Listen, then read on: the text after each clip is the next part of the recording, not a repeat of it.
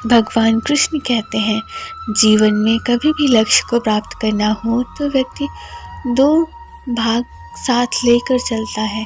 पहला, अपने लक्ष्य को पाने का निश्चय, और दूसरा, अपने लक्ष्य तक पहुंचने का मार्ग। सब यही करते हैं, किंतु सब अपने लक्ष्य को प्राप्त नहीं कर पाते। क्यों? क्योंकि लक्ष्य न मिल पाने की स्थिति में व्यक्ति को कुछ बदलना होता है। कुछ अपना निश्चय बदल लेते हैं तो कुछ अपना मार्ग।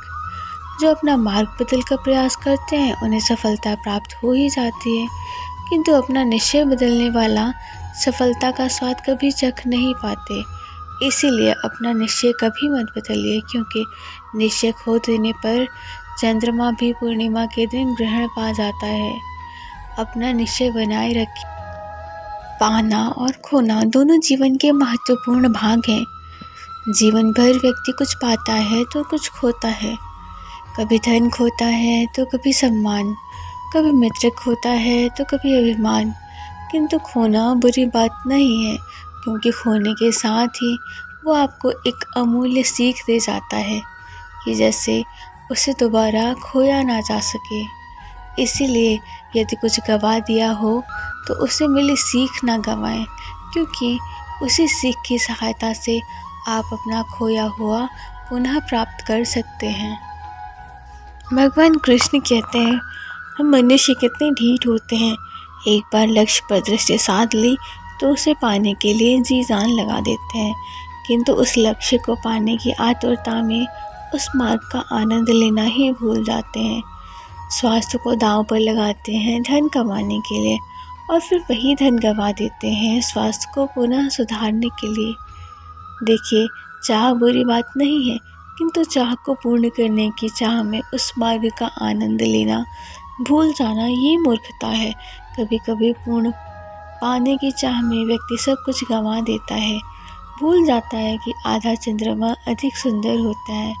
जो नहीं है उसे पाने का प्रयास अवश्य कीजिए, किंतु जो है उसका संपूर्ण आनंद लेने में वंचित मत रहिए। ये पुष्प देख रहे हैं आप, ये वही पुष्प है जिसका जीवन इस डाली पर आरंभ हुआ। पहले कलिका बनकर फूटा, फिर धीरे धीरे मुख खोला, फिर अपनी पंखुड़ियों का विस्तार किया। देखने वालों की आंखों में प्रशंसा दी, मधु के लिए तितलियों को ललचाया, और फिर डाली से टूटकर नीचे गिरा हुआ पाया गया।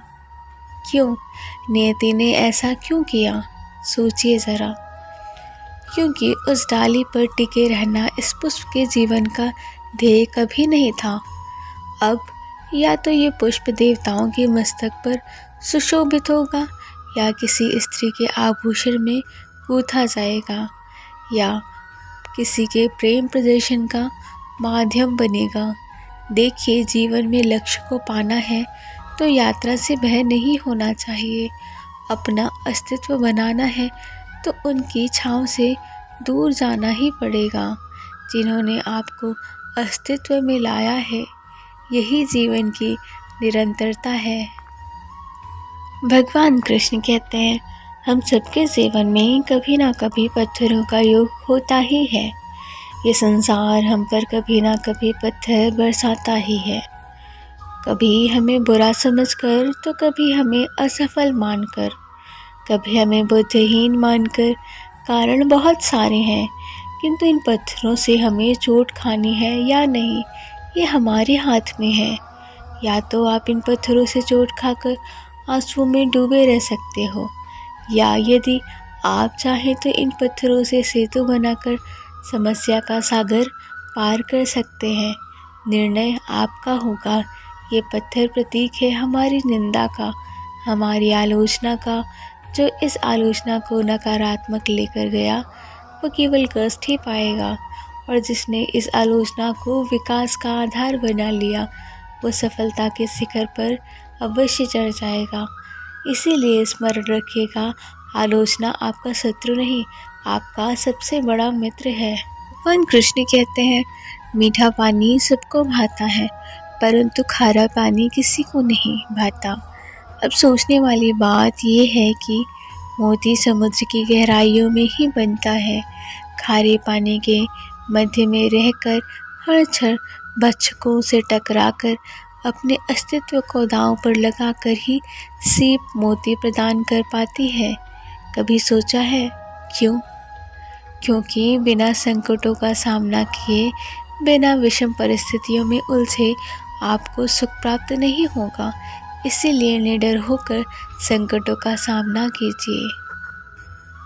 कहते हैं सबकी एक सीमा होती है, कठिनाइयों की, पीड़ा की, संकट की और अंधकार की भी।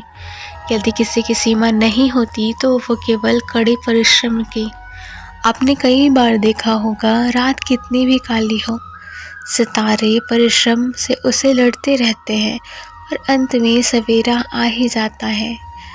आंधियाँ पक्षियों के बसेरे को तहस नहस कर देती हैं, लेकिन पक्षी अपने परिश्रम से उसे पुनः बना लेते हैं, क्योंकि सीमित को असीमित से हारना ही पड़ता है और परिश्रम असीमित है। उन पर ध्यान मत दीजिए जो आपके पीठ पीछे बात करते हैं। इसका सीधा सा अर्थ है आप उनसे 2 कदम आगे हैं। जीवन अनुकूल नहीं है, बेहतर होगा इसी की आदत डाल लें। कुछ लोग ठोकर खाकर बिखर जाते हैं तो कुछ लोग ठोकर खाकर इतिहास बनाते हैं। गलती करना बुरा नहीं है, गलती से सीख ना लेना बुरा है। हम हमेशा इस बारे में सोचते हैं कि हमारे पास क्या नहीं है। हम इस बारे में कभी नहीं सोचते कि हमारे पास कितना है। शेर आगे छलांग मारने से पहले 1 कदम पीछे हटता है। इसीलिए जब ज़िंदगी आपको पीछे ढकेलती है तो घबराइए नहीं, ज़िंदगी आपको ऊंची छलांग देने के लिए तैयार कर रही है। गलतियाँ इस बात का सबूत है कि आप प्रयास कर रहे हैं। ताकत अपने लफ्ज़ों में डालो, आवाज़ में नहीं, क्योंकि फसल बारिश से होती है, बाढ़ से नहीं। दोस्तों आज के वीडियो में बस इतना ही। अगर वीडियो पसंद आई हो तो प्लीज़ मेरे चैनल को लाइक, शेयर और सब्सक्राइब ज़रूर करें। अपना ख्याल रखिए। मिलते हैं एक नेक्स्ट वीडियो में, तब तक के लिए राधे राधे।